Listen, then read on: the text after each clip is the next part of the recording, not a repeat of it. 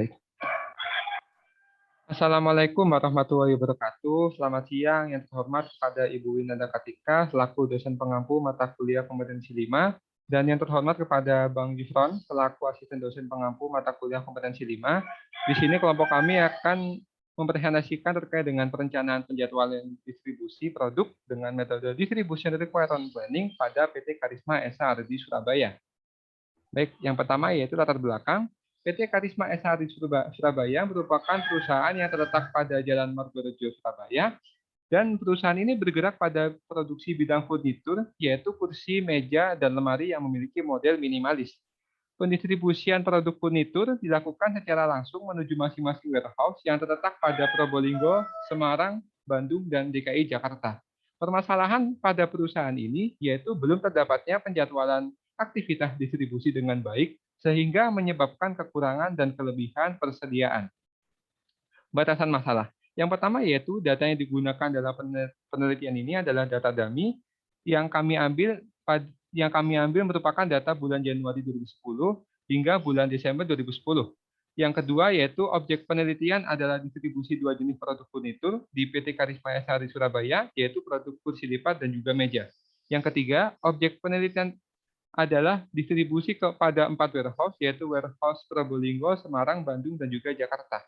Rumusan masalah. Yang pertama, berapa jumlah produk dan kapan waktu yang tepat untuk dilakukan pengiriman produk menuju masing-masing warehouse pada perusahaan ini. Yang kedua, berapa total biaya pengiriman distribusi menggunakan metode Distribution Requirement Planning yang dikeluarkan oleh PT Karisma SHR di Surabaya. Selanjutnya ada tujuan penelitian. Yang pertama, menentukan jumlah produk dan kapan waktu yang tepat untuk melakukan pengiriman produk menuju ke masing-masing warehouse. Kedua, menghitung total biaya pendistribusian pada PT Karisma SHR di Surabaya. Manfaat yang pertama bagi Politeknik APP Jakarta yaitu sebagai perbendaharaan perpustakaan untuk mencari referensi dengan tema yang sejenis. Manfaat kedua bagi perusahaan yaitu memberikan masukan sebagai bahan evaluasi dalam melakukan perencanaan pengiriman barang yang lebih teratur. Selanjutnya ada bab 2, yaitu studi pustaka. Yang pertama ada distribusi, adalah kegiatan pemasaran yang berusaha untuk memperlancar dan mempermudah penyampaian barang dari produsen menuju ke konsumen. Selanjutnya ada Distribution Requirement Planning atau DRP, adalah salah satu metode perencanaan penentuan kebutuhan yang terjadi pada proses distribusi, terutama dalam hal penyediaan stok barang. Lalu ketiga, ini ada persediaan, merupakan sejumlah bahan-bahan yang terdapat di dalam perusahaan untuk proses produksi, dan juga barang jadi ataupun produk yang disediakan untuk memenuhi permintaan dari konsumen. Selanjutnya ada karakteristik furnitur dari sisi distribusi. Mebel atau furnitur itu perlengkapan mencakup semua barang seperti kursi, meja, dan juga lemari. Mebel berasal dari kata movable yang artinya bisa bergerak, sedangkan furnitur berasal dari kata furnish atau perabotan rumah tangga. Dalam kata lain, mebel atau furnitur itu semua benda yang ada di rumah yang bisa bergerak. Selanjutnya di bab 3 ada kerangka kerja. 3.1 membahas mengenai lokasi dan waktu penelitian. Untuk lokasi penelitian dilakukan di PT Karisma SHR di Surabaya, di Jalan Margorejo, Masjid 23-25 Surabaya. Waktu penelitian oleh penulis sebelumnya dilaksanakan pada bulan Februari 2011, sedangkan waktu penelitian yang dilakukan oleh penulis kami dimulai dari Rabu 20 Oktober 2021 sampai Rabu 12 Januari 2022. Selanjutnya yaitu lingkup penelitian. Lingkup penelitian yang digunakan oleh kelompok 4 yaitu studi literatur, di mana penulis melakukan analisis terhadap permasalahan dan data sumber yang telah tersedia pada skripsi yang berjudul Perencanaan Penjadwalan Distribusi Produk dengan Metode DRP di PT Karisma SHR di Surabaya, yang ditulis oleh Putu Ayandayani, dan kemudian skripsi ini akan dijadikan oleh penulis kedua yaitu sebagai acuan dalam pembuatan laporan. Selanjutnya yaitu teknik pemecahan masalah. Yang pertama, identifikasi masalah. Masalah yang masih dihadapi oleh perusahaan yaitu belum adanya perencanaan dan penjadwalan aktivitas distribusi produk yang terkoordinasi dengan baik, sehingga mengakibatkan terjadinya kekurangan atau kelebihan persediaan. Yang kedua yaitu studi literatur, yaitu mencari teori-teori yang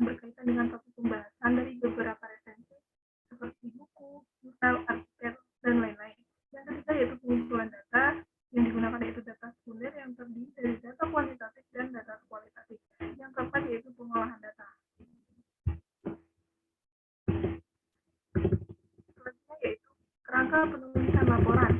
Yang pertama, yaitu kita mulai, kemudian kita mencari studi di literatur, selanjutnya itu mengidentifikasi masalah, kemudian perumusan masalah dan batasan masalah, selanjutnya yaitu studi pustaka, kemudian mengumpulkan data, dan kemudian data yang digunakan yaitu data sekunder yang terdiri dari data kuantitatif. Yang pertama, data permintaan produk kursi lipat dan meja pada periode Januari sampai Desember 2010, kemudian data inventory on hand, kemudian data lead time, yang keempat yaitu biaya pengiriman, yang kelima biaya penyimpanan, yang kedua yaitu data kualitatif yang terdiri dari profil perusahaan dan dokumen-dokumen lainnya yang terkait penjadwalan distribusi, kemudian pengolahan data, dan kemudian selanjutnya itu hasil dan pembahasan, kemudian diperoleh kesimpulan dan saran.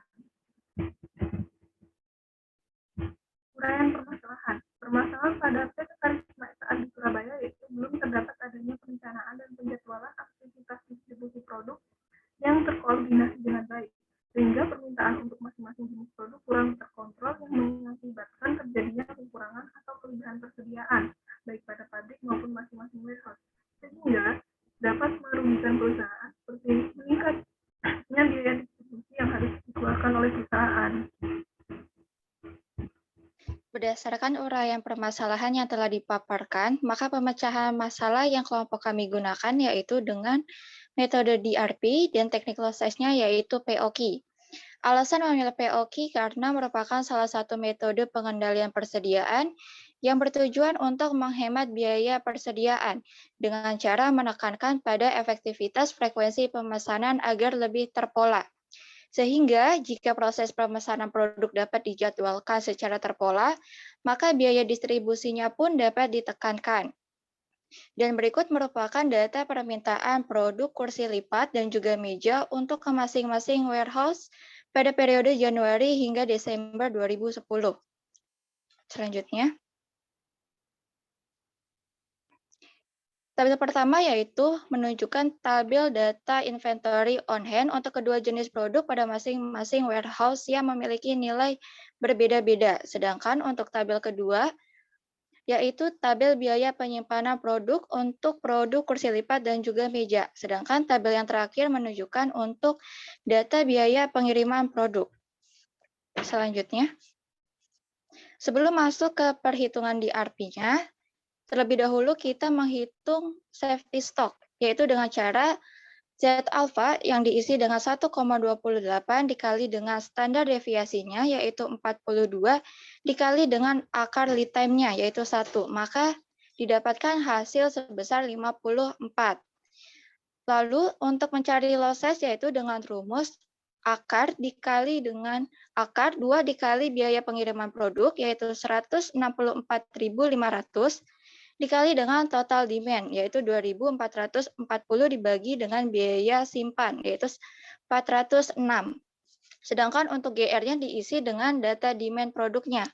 Maka pada periode Januari hingga Februari tidak membutuhkan produk kursi lipat, karena masih dapat ditutupi dengan POH-nya, sehingga tidak memerlukan pemesanan produk. Pemesanan produk dilakukan pada bulan Maret hingga Desember karena nilai POH-nya tidak dapat mencukupi kebutuhan demand yang ada, sehingga perlu melakukan pemesanan produk sesuai dengan lot size yang tersedia. Selanjutnya, untuk tabel DRP kursi lipat warehouse Semarang, pada periode Januari tidak memerlukan pemesanan karena jumlah persediaan awal atau POH-nya masih dapat mencukupi untuk memenuhi nilai GR pada bulan Januari. Sedangkan pemesanan produk dilakukan sejak Februari hingga Desember, karena nilai POH-nya tidak dapat mencukupi kebutuhan GR atau demand yang ada. Selanjutnya, untuk DRP kursi lipat pada warehouse Bandung, dimulai sejak bulan Januari sampai dengan Desember sudah melakukan pemesanan produk karena persediaan yang ada tidak dapat mencukupi demand pada periode tersebut.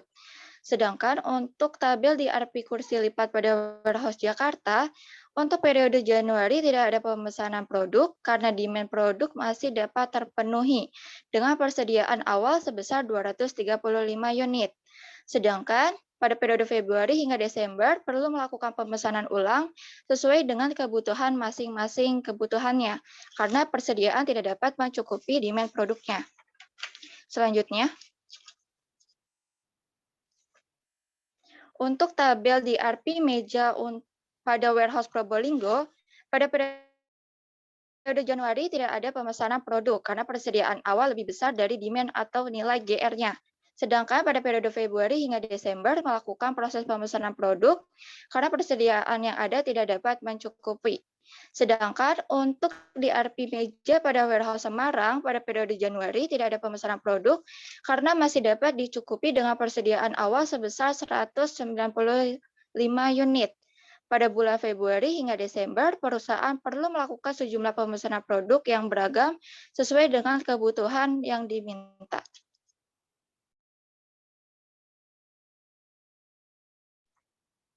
Selanjutnya yaitu DRP produk meja pada warehouse Bandung. Pada bulan Januari tidak dilakukannya pemesanan produk dikarenakan persediaan awal lebih besar dari demand-nya. Sedangkan pada bulan Februari sampai dengan bulan Desember dilakukan pemesanan produk dikarenakan persediaan sebelumnya itu tidak mencukupi demand yang ada.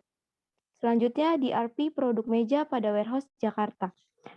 Pada periode Januari sampai dengan Februari itu tidak dilakukan pemesanan produk dikarenakan persediaan awal atau persediaan sebelumnya telah mencukupi demand yang ada. Lalu sedangkan pada bulan Maret sampai dengan bulan Desember dilakukannya pemesanan produk dikarenakan persediaan sebelumnya tidak mencukupi demand yang ada. Next. Usulan perbaikan.